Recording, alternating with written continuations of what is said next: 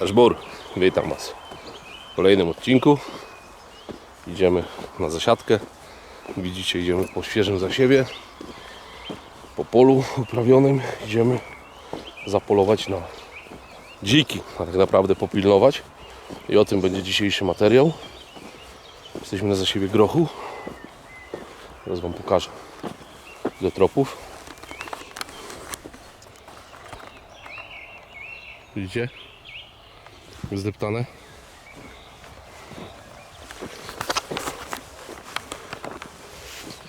Idziemy posiedzieć. Przed nami ambona. Dojdziemy, zasiądziemy i tam do Was wrócę. Teraz chowam kamerę do plecaka i maszerujemy na ambonę. Wziąłem sobie plecak tego pastorału z tą w aucie i tak kminie, ale się nie wracam.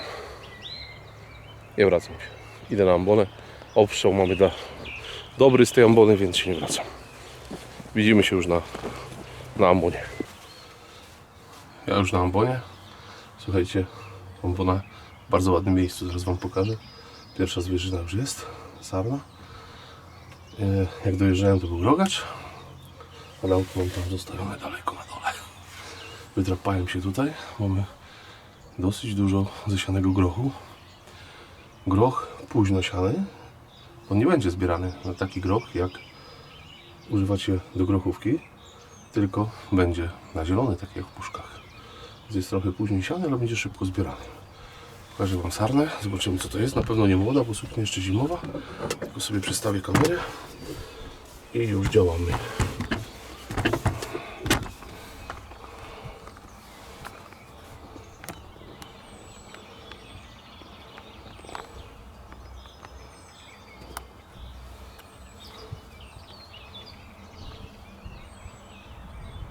Rogacz.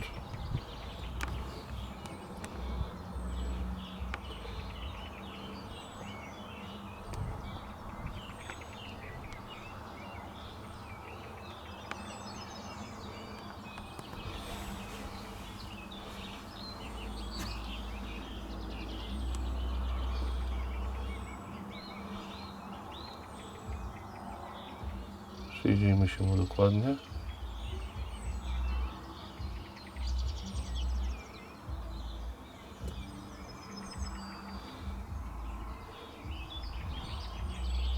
Selekt. Bardzo selekcyjny kozioł. Muszę lornetkę wziąć i popatrzeć na niego, także zaraz do Was wracam.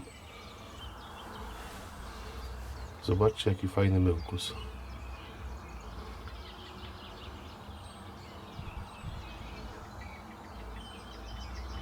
Będziemy strzelać.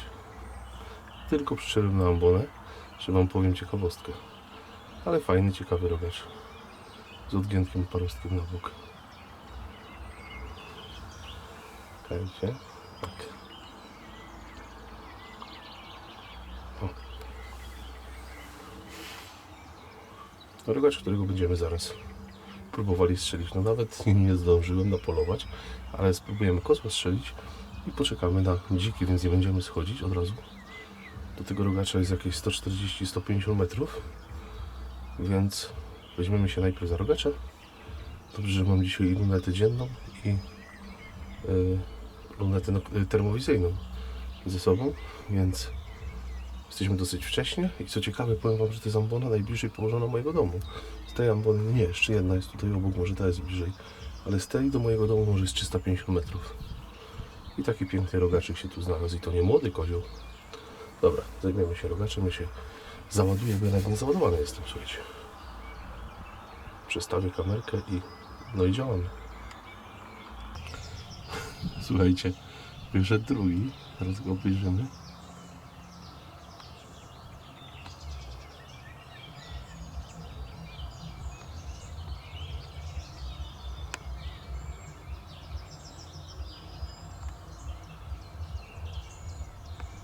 Szóstak. Ten jest młodszym rogaczem. Nie jest jakiś wybitnie młody, ale stary to on nie jest.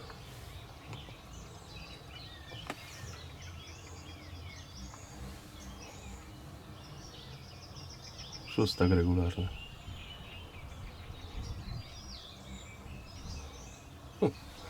Ten jest z drugiej strony ambony, który nas interesuje. No jest.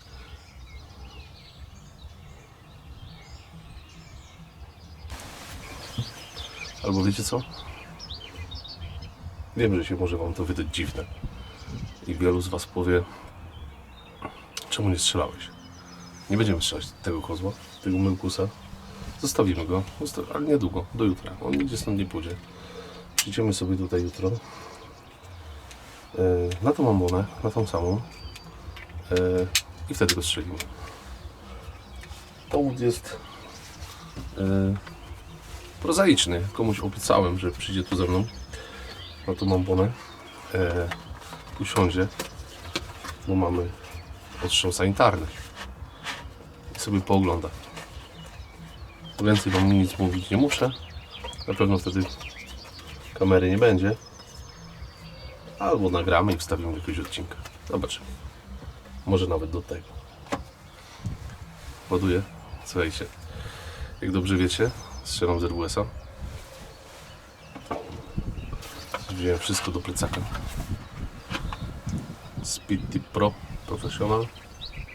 Tak to wygląda. Mega dobra amunicja. 308. Sprawdza się rewelacyjnie. Akurat mam wersję z rufą krótką, Short Life. Załadowałem 3.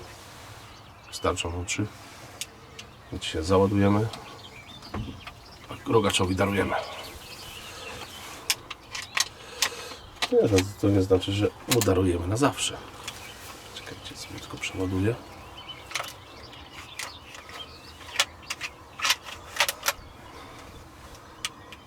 I ktoś inny przyjdzie tutaj ze mną i sobie go chociaż poogląda.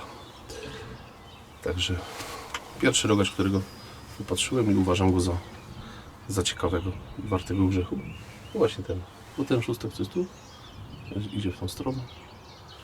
To średnio mi się podoba. Takich szóstaków nie strzelam. Ale fajny dzień się zapowiada. Jeśli wam opowiem zaraz, pewnie wyjdzie tu przydługawy odcinek, ale już zwierza tyle jest, no to myślę, że warto poczekać. Albo przyjdę tu z Michałem i nagramy odcinek z majowych rogaczy. Co wy na to? Może spotkamy tego kozła? No nie, zobaczymy. Słuchajcie. O, szóstak sobie pobiegł. Wystraszył się chyba nas. Może nas zobaczył, bo wiatru dostał, bo wiatr jest kiepski. Zaraz do was wracam, bo jeden ważny temat. Myślę, że będzie was taki porządny temat. No temat ten, oczywiście, że temat.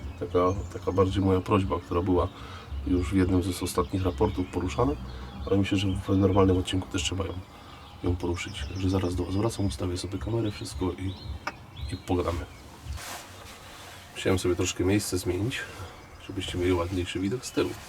Nam pięknie widać część kotliny. Jeśli tam przyjrzycie z tyłu, do góry stołowe widać. Rogacz się pasie, jak sobie jest, jak sobie żyje. Dużo mi nie zostało. W każdym bądź razie powiem wam tak. Ostatnio tak cały czas myślę, ponieważ niektórzy wiedzą, albo może niektórzy wszyscy jeszcze nie wiecie, jestem członkiem Komisji Promocji przy Naczelnej Radzie Łowieckiej. Komisja w moim odczuciu bardzo ważna, ponieważ to my mamy właśnie w tej komisji wypracować jakby działanie, wypracować strategię, wypracować plan wyjścia na zewnątrz, plan promocji łowiectwa, przy czym podkreślam jeszcze raz, żeby to wybrzmiało, promocji na zewnątrz, nie wewnątrz, w organizacji. My tego nie potrzebujemy. My przekonanych nie będziemy przekonywać. I wiecie, o co chodzi? Chodzi o to, że za pomocą kanału mojego będę się starał wam te informacje, które na tej komisji są, przedstawić. Jednym z pomysłów, bardzo, bardzo dobrym pomysłem, który dziś wypłynął w trakcie jakby takiego pierwszego posiedzenia. Mieliśmy takie spotkanie online, ponieważ jest nas tam spora grupa osób, jest nas tam ta grupa jakby spoza zupełnie z całego kraju. Było już drugie posiedzenie na żywo, że tak powiem. Możecie to w social mediach PZD-u śledzić. Natomiast ja nie mogłem brać udziału ze względów przede wszystkim zawodowych. Do Warszawy mam kawał drogi, no i mi się to nie spięło, że tak powiem, ale już na kolejnym postaram się już na 100% być, poprzestawiać tematy zawodowe, żeby można było spokojnie na posiedzenie komisji jechać. Ale do czego zmierzam? Bardzo ważne i jeżeli słuchacie tych moich monologów, które do Was Wam przedstawiam na antenie, powiedzmy, Sudeckiej Ostoi, to bardzo ważne jest to, że my myśliwi robimy bardzo dużą masę wspaniałej pracy. Wspaniałej. I za to Wam dziękuję. Kibicuję, róbcie tego coraz więcej. Ja się staram to propagować. Te zarządy okręgowe, które działają na swoim terenie, koła, które również uczestniczą w życiu lokalnym. Tylko pamiętajcie o jednej rzeczy i starajcie się to robić. Zapraszajcie do tego media lokalne. Małe media. U nas na przykład w Kłodzku działa takie coś jak Kłodzko24. Jest taki portal Doba. On obejmuje kilka powiatów. Ale to są media małe. Natomiast pamiętajcie o jednej rzeczy. Te właśnie małe media trafiają do osób niezwiązanych z łowiectwem. Bo takie Kłodzko24 czytają myśliwi, ale procent myśliwych, którzy czytają to w porównaniu do całej ilości osób, które odwiedzają ten portal, to jest plankton, to jest tyle. Więc jeżeli będziecie zapraszali takie media lokalne, małe, przede wszystkim internetowe, one te wszystkie media prowadzą fanpage na Facebooku, na Instagramie, mają swoje jakieś kanały YouTube'owe, wrzucają materiały wideo. U nas jest coś takiego jak Telewizja Kłodzka. To jest mała, lokalna telewizja. Prowadzi to jeden, znam, akurat może więcej to osób prowadzi, ale ja znam jednego redaktora, który jeździ od wydarzeń do wydarzeń, takich małych, lokalnych. I my byliśmy ze Staszkiem na takim wydarzeniu. To wydarzenie miało miejsce był pokaz maszyn rolniczych, akurat na polu tego samego rolnika, u którego dzisiaj jesteśmy, tak? I on tam przyjechał, były tam różnego rodzaju kosiarki, przyczepy zbierające, prasy do robienia siankiszonki i tak dalej. On to nagrał, myśmy tam byli z naszym dronem, polataliśmy, zobaczyliśmy, czy w tej trawie przed koszeniem nie ma małych saren, koźlaków i on to pokazał, tak?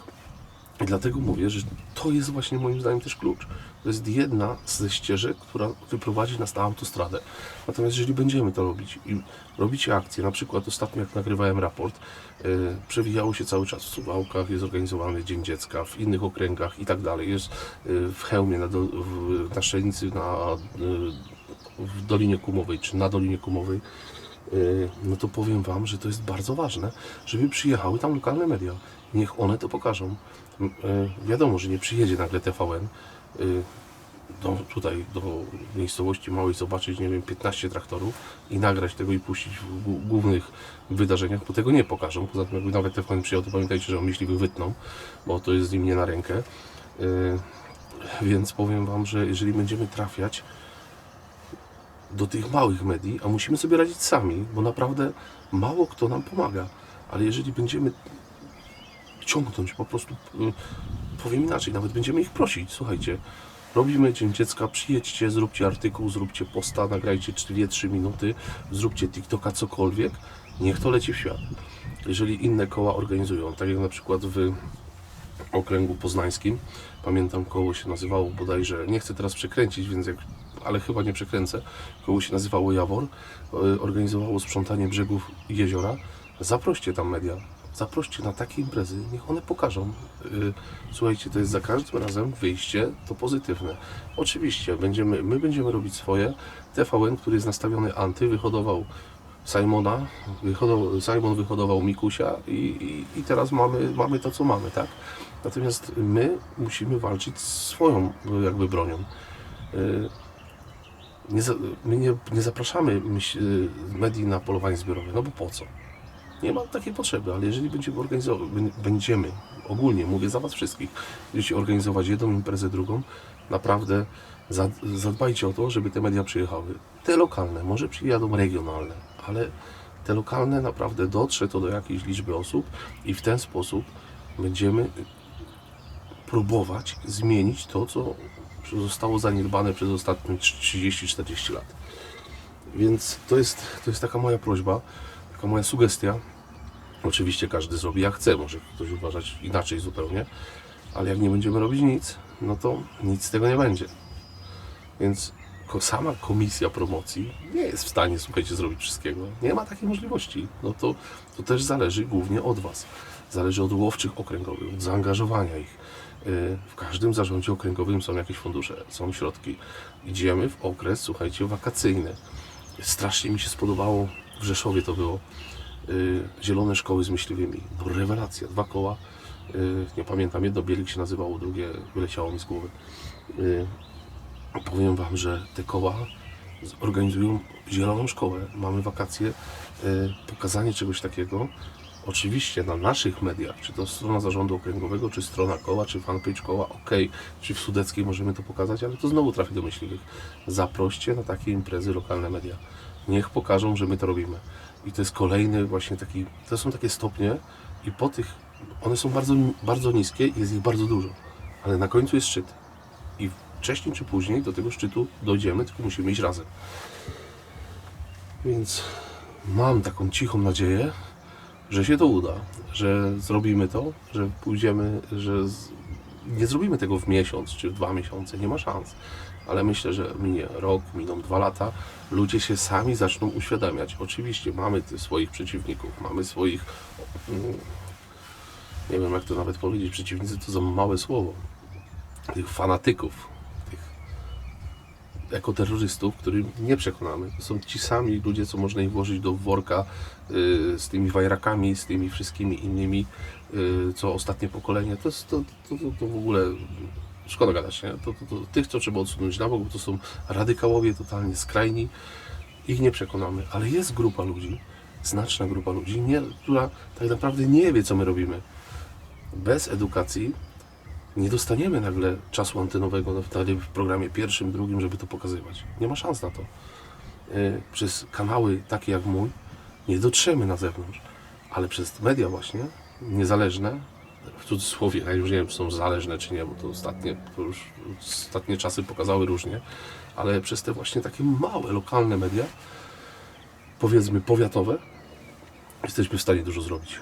Uważam, że naprawdę jesteśmy w stanie zrobić bardzo dużo. Będą oczywiście komentarze negatywne pod tym, tylko że pamiętajcie, dla tych mediów to też będzie błęd, bo tam niektórzy będą pisali, to są te zwykli trolle, normalni trolle, tak? Ruscy mają tych swoich troli, to ci ekoterroryści mają swoich.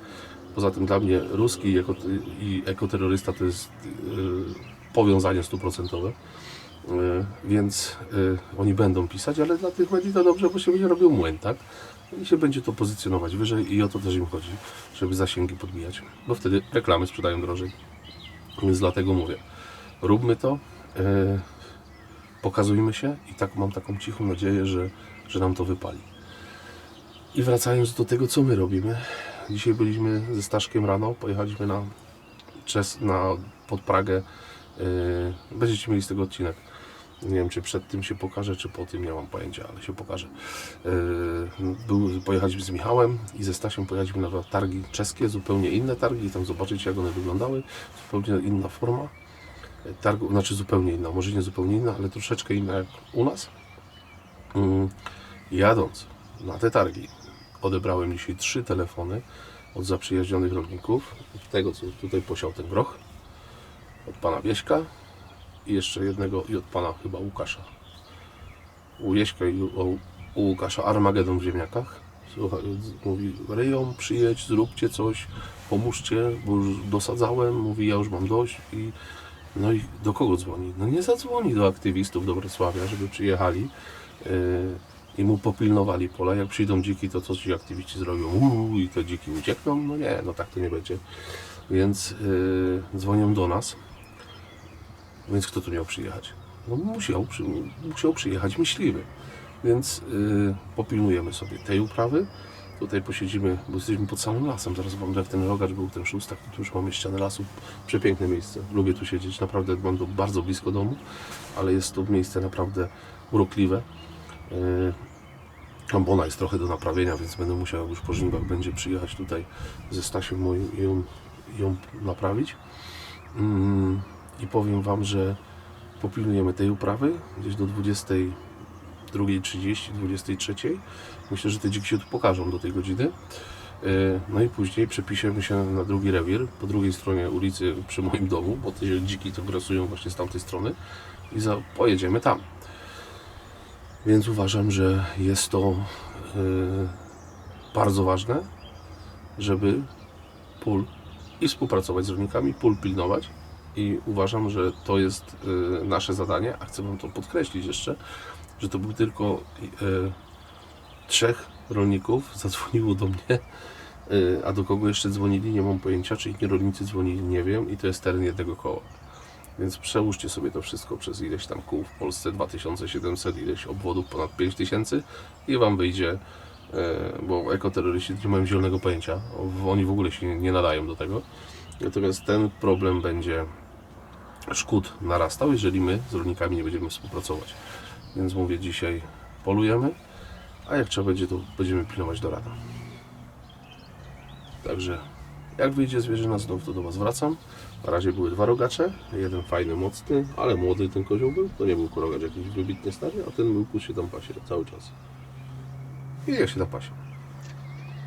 Także no co, ja Wam mówię na razie dasz bór.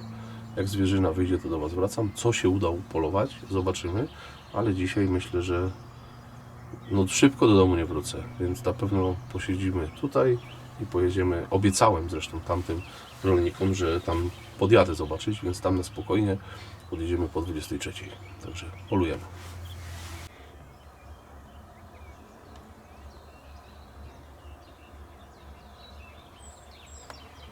Następny rogacz. Z jednej łąki.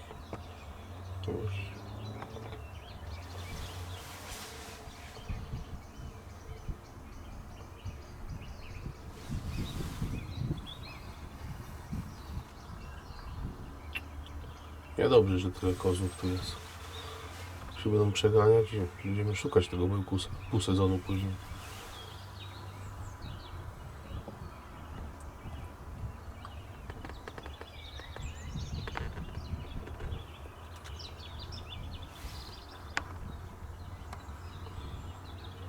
Też selekcyjny.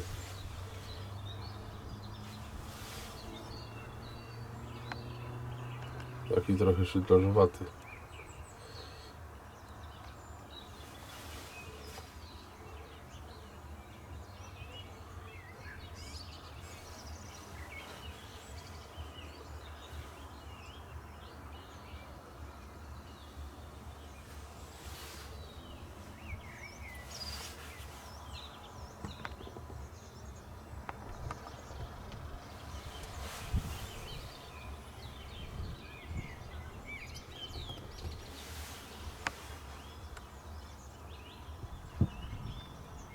Jest stary rogacz, słuchajcie.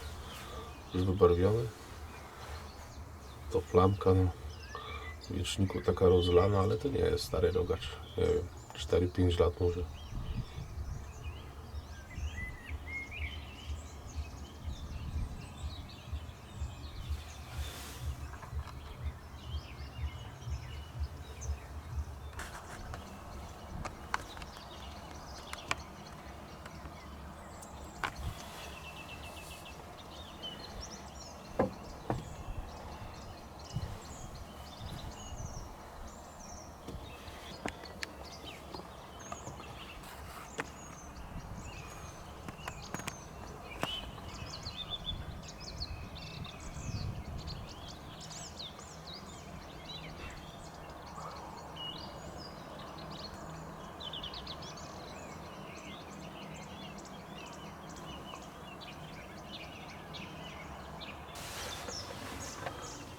Rogacze i jelenie.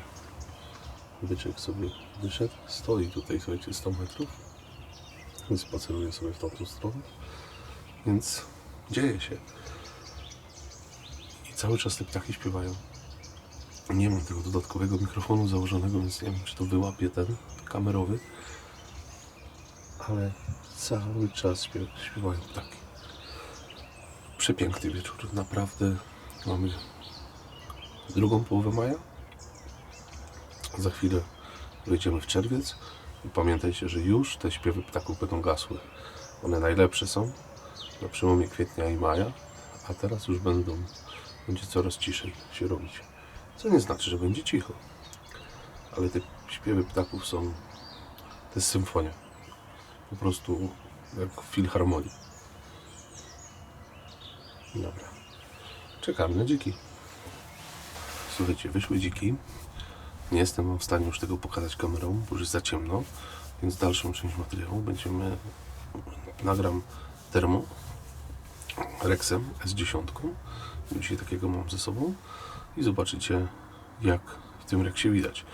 Nagrałem tego jelenia Rexem, nagrałem tego rogacza jeszcze, więc będziecie mieli fajny pogląd, nawet zającem się udało nagrać. Za nami jest watacha dzików, spora, duża watacha. Wyszły na tą uprawę grochu, ale głównie są tam lochy z małymi. Natomiast większość materiału teraz zobaczycie tak jak mówię, z Rexa, więc pewnie będzie podłożony głos. Na razie są jeszcze daleko. Dalmierz mamy, zobaczymy ile są. Nie wiem, nie będę strzelał, myślę, że ponad 200 metrów. Chyba, że w międzyczasie, gdy Was nagrywam, podeszły bliżej. No i tyle. Zobaczymy, czy nam będzie do czego strzelić, czy wybierzemy dzika, czy nie. Czy są tam same lochy z małymi. No, pożyjemy, zobaczymy.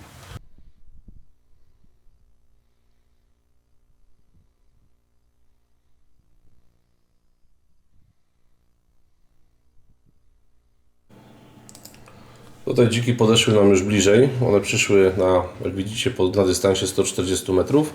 No i sobie trochę na tym grochu pourzędowały, a ja specjalnie czekałem spokojnie, żeby je Wam ponagrywać, żebyście zobaczyli, jak w tym Rexie widać, bo naprawdę widać bardzo, bardzo fajnie. Podkreślam jeszcze jedną rzecz. Obiektyw 100, powiększenie wyjściowe 5,5, no robi robotę straszną, tak? Tutaj naprawdę cały czas się biję z myślami, czy zrobić porównanie, na przykład Rexa z innymi celownikami, tak jak tutaj na przykład. I można, tak jak zrobiliśmy to w porównaniu z Infirejem TD70L i z Alpexem 4K, to tutaj można byłoby wziąć na przykład Rexa S10 i obok ten sam obraz pokazać Wam na przykład w innym celowniku Thermo. Myślę, że jest to temat do zrobienia. Jeżeli oczywiście będziecie chcieli takie porównanie, to ja bardzo chętnie je zrobię. W tej chwili możemy to zrobić z Infirejem z TH50. Zresztą możemy to zrobić z każdym celownikiem. Natomiast trzeba sobie uświadomić jedną rzecz, że największym jakby takim minusem tego Rexa jest jego gabaryt. To, że mamy to powiększenie wyjściowe 5,5, co jest mega dobre, chyba w tej chwili nie ma drugiego celownika, który ma takie powiększenie. Tutaj widać ewidentnie, może jak się przyjrzycie w nagraniach, będziecie widzieli wszystkie strzyguły na dystansie 140-150 metrów, tak? Tu widać wyciągnięte sutki u lochy. Natomiast ten minus to jest jego gabaryt, tak? Dzięki temu, że mamy ten obiektyw 100, mamy to powiększenie 5,5. I daje nam to naprawdę rewelacyjny obraz i pozwala precyzyjnie strzelać praktycznie na każdym dystansie. Tryby kolorystyczne, ich tu jest kilkanaście. Ja używam głównie trybu Ecuador. On jest po prostu czarny. Zwierzyna Wam się świeci na czarno, ale ten Ecuador jest jakby takim podrasowanym czarnym. To nie jest taki zwykły black. Zwykły black też jest, natomiast jeżeli go wrzucimy na tryb Ecuador, to jest miazga, tak? Tutaj specjalnie Wam nagrywam te dziki tak długo, żebyście mogli obejrzeć, ponieważ dla mnie osobiście nie jest sztuką zrobienia nagrania i porównywania termowizora, jakikolwiek on by nie był, porównywania go na dystansie 40 czy 50 metrów. To jest bez sensu. Tutaj fajnie, że jest dalmierz, możecie zobaczyć, tak? Do tych dzików jest w granicach, tu będzie około 120 do 140 metrów. No i sami możecie ocenić, tak, jak w tym naprawdę dobrze widać. Co z tego, że mamy jakiś dobry celownik, naprawdę z wysokiej półki, a tam powiększenie wyjściowe jest 2 albo mniej niż 2. To jest dla mnie słabe, tak? Wiadomo, że jak go podkręcimy raz więcej, spadamy na matrycę, jakby na wielkość matrycy 640 na przykład, ale to w dalszym ciągu nie jest 5,5, tak? I to przy strzelaniu, ja strzelam ogólnie z powiększenia 5,5, ja go nie zmieniam. Nie jestem zwolennikiem strzelania w nocy na daleki dystans. Z reguły to strzelam blisko, Natomiast tutaj no naprawdę Rex 10 no robi robotę. No żeby oni go odchudzili, żeby on był jeszcze mniejszy, ale tego się nie da zrobić ze względu na obiektyw, tak? Natomiast no, to jest maszyna no, absolutnie precyzyjna. W moim odczuciu, nie tylko moim, Dalmierz i cała obudowa, cały wizerunkowo ten celownik podchodzi bardziej pod militarny. No ale no coś za coś, tak? No tutaj naprawdę daje radę i myślę, że możecie ocenić sami. Czekam na Wasze komentarze. Dajcie znać, jak Wy uważacie, bo ja jestem bardzo ciekawy. Ja już spakowany. Dziki niestety musiałem wystraszyć, no bo nie będą robiły tutaj szkody na grochu. Więc zrobiłem takie zambony i sobie poszły, uciekły do lasu. Jedziemy zobaczyć na ziemniaki. Zobaczymy, co tam na ziemniakach słychać. Mamy 2 uprawy do sprawdzenia. Może nóż wideo, bo są buraki, więc może nóż widelec. Spotkamy dziki strzałowe, bo jak na razie żadne nie. Z tych dzików, które widzieliśmy, nie nadawały się do strzału. Warchlaki muszą poczekać do sierpnia. Ruszamy dalej na pilnowanie pól. No i od razu Wam powiem, bo teraz jak już montuję odcinek, to mogę Wam powiedzieć dobrze i niedobrze. Dzików nie było, ani na jednej uprawie, ani na drugiej, ani na trzeciej. Pojechałem zobaczyć na te 2 uprawy, o których Wam wspominałem wcześniej. Dzików nie było, no ale mam trochę ponagrywane tym Rexem, więc postanowiłem Wam to dorzucić, żebyście mogli zobaczyć. Ten jeleń byczek, który tutaj nam wyszedł w ciągu dnia, ja go nagrywam w ciągu dnia, po prostu wziąłem Rexa i zacząłem go nagrywać, żebyście mogli obejrzeć jakoś też w tym celowniku. Dystans do niego jest tam 112 metrów, tam około powiedzmy między 110 a 115 metrów. Natomiast no, jeleń w stypułach widać ewidentnie. To zwróćcie uwagę na tym Ekwadorze, jak można zaobserwować szczegóły. Oczywiście, jeżeli go tam będziemy podkręcać krotność, no to będzie tych szczegółów, że tak powiem, mniej, no bo jakoś nam ucieka. Ale no tutaj mamy tego Mełkusa rogacza jeszcze, on tam był dalej za tym bykiem i tak sobie mówię, ponagrywam, żebyście mogli zobaczyć. Do niego było tam 150-160 metrów. Więc no też to świadczy o tym, że to powiększenie 5,5 robi robotę. Ja naprawdę jestem pod wrażeniem tego urządzenia. Z racji tego, że mamy koniec maja, no to tam już zaczęły się pokazywać młode lisy, niedoliski. No i takiego mieliśmy pod amboną, on sobie tam harcował, zjadał dżdżownicę, słuchajcie. Później, a to był zając, tak? Jako ciekawostkę możecie zobaczyć. Ten lisek polował na dżdżownicę. Jak wracałem do auta, tych dżdżownic było naprawdę masę. I on je tutaj próbował łapać, wybierać i nawet mu się coś tam udało. Nie wiem, czy udało mi się to nagrać, ale jak obserwowałem go, czy wtedy nagrywanie miałem włączone, czy nie, ale ewidentnie polował na dżdżownicę. Dystans tutaj jest niewielki, na granicach 50-60 metrów, on chyba podszedł tam poniżej 50 w pewnym momencie, ale go sobie nagrywałem. Tam widać, widzicie? Także zajadał się dżdżownicami. No i to jest mały, to jest niedolisek, tak? To jest, jako cel jest naprawdę niewielki, więc powiem Wam, że no, można było go sobie naprawdę mega pooglądać. No i ten Rex robi robotę, no, to po prostu myślę, że nieuniknione będzie zrobienie jakby porównania z innym celownikiem, no ale tak może się kiedyś zbierzemy i takie porównanie zrobimy i wrzucimy. Oczywiście to zależy od Was, czy wy będziecie chcieli, czy nie. Typujcie, z jakim celownikiem byście chcieli, żeby go porównać. I wtedy pojedziemy z Mariuszem we dwójkę i spróbujemy Wam coś tam ponagrywać, żebyście mogli zobaczyć, tak? Te testy nam zależy, żeby to porównanie, ja nie chcę tego nawet nazywać testami, nam zależy, żeby to porównanie było w łowisku, na zwierzynie, którą my obserwujemy, jaką Wy obserwujecie, żeby to zrobić na przykład choćby na sarnach, jeleniach, super by było, jakby było to na dzikach, no bo będziecie mieli ten obraz taki prawdziwy, tak? Natomiast dla mnie osobiście takie porównanie ma jakby największy sens, tak? Niech to jest w trakcie polowania. Oczywiście jak się uda, to można od razu upolować zwierzynę, ale to będziecie mieli taki obraz prawdziwy. Ten boss też jest fajnym tym trybem, on też mi bardzo pasuje, jeżeli chodzi o ciepły biały. Natomiast mówię, Ekwador to Ekwador, ja zostaję przy nim i na razie nie. Najwięcej nagrań będziecie mieli z Rexa w Ekwadorze. No i tyle, będziemy kończyć. Dzięki za obejrzenie odcinka. Pamiętajcie o zostawieniu łapy, subskrypcji. Idziemy na 50 000, albo już jest 50 000, to idziemy na 100. No i co? Widzimy się w kolejnym odcinku. Ja Wam mówię Dashbur i do zobaczenia.